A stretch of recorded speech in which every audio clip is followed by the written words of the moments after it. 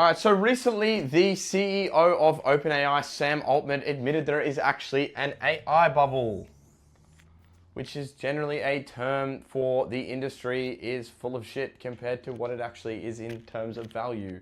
And what an AI bubble might look like is that maybe this is how much value we have versus this is our value versus how much the media and everyone is over investing and geeing it up to be. Whether this is like honestly the case, we'll have to find out over time, but all signs are pointing to the fact that we are entering a bubble, and due to the fact of the CEO of OpenAI, Sam Altman, actually publicly saying this is a pretty good indicator that all of this over investing is hyperinflating this AI bubble. A great way to example this is a banana being valued at $10. Just because one person is willing to buy this banana for $10 does not make that every single banana is worth $10.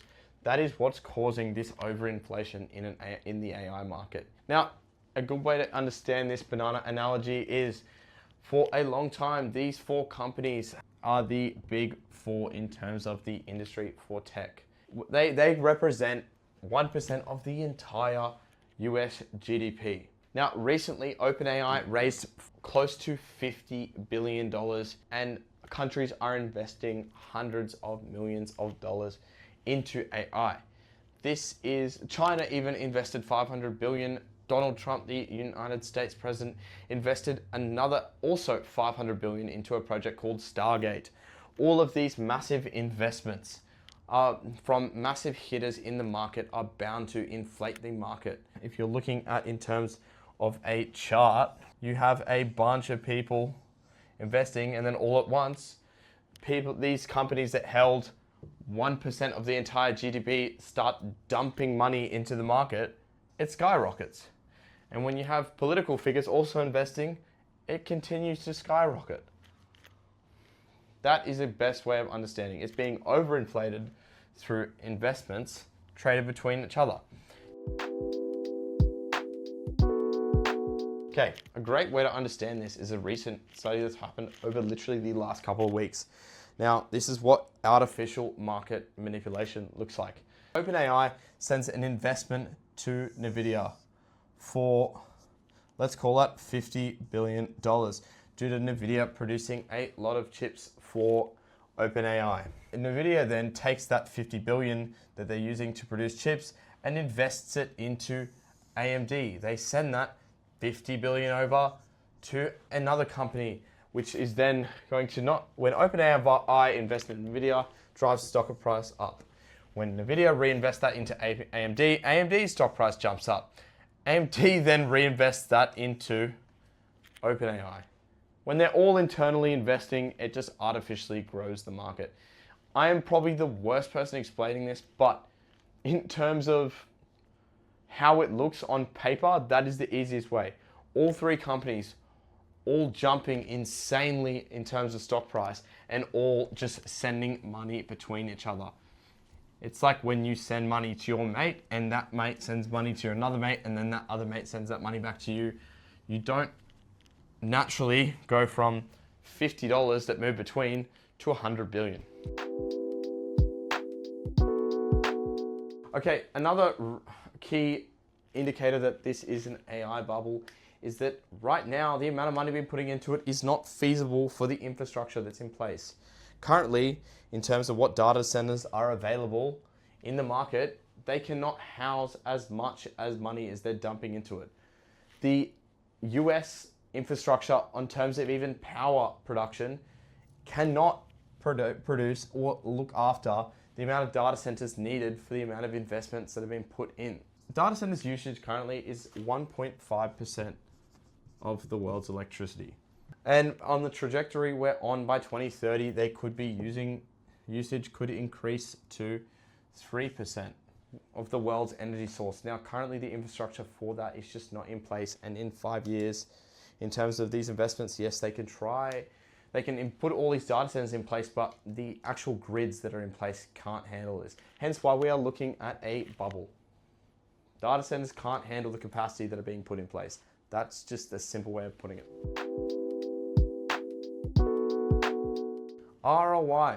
Currently, a study was conducted by MIT in the US, and a study found that currently 95% of companies' investments into generative AI did not return on the investment they put in anywhere near things. So 95% no return on investment. Tools that may look really good in demos and hypotheticals generally are falling behind, so expectations are not meeting.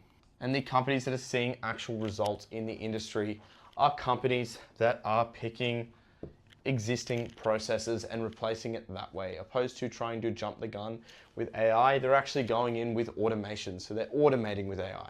So companies replacing tedious tasks through automation are the ones seeing return. Everything else in the industry is generally half-baked and over-promised. 95% of companies not only not getting ROI, but are getting a 0% return. That is a very key indicator that these businesses are not seeing or actually receiving value in AI. Now, the age-old saying FOMO, this is what's driving another factor of the AI bubble. No one wants to miss the boat, right? And they're all trying to overly jump on it at the same time, because you saw the companies fall under that missed the internet jump, the mobile phone jump, and yes, this is definitely another one of those massive technological advancements.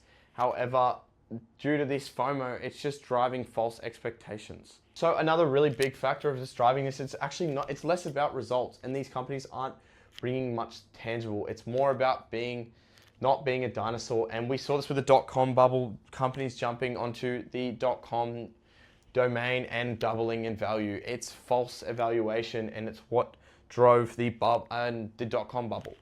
So not about results. And then another thing, workers, what else also driving this is the media reports on workers complaining about AI, but the reality is we are still seeing the post-work lulls from the pandemic. This is what's actually driving unemployment, not mass AI replacing jobs. We are still recovering from a total world shutdown in terms of the workforce, and people are still not back in those jobs since then. So this is all driving a FOMO factor to jump onto AI or fear it.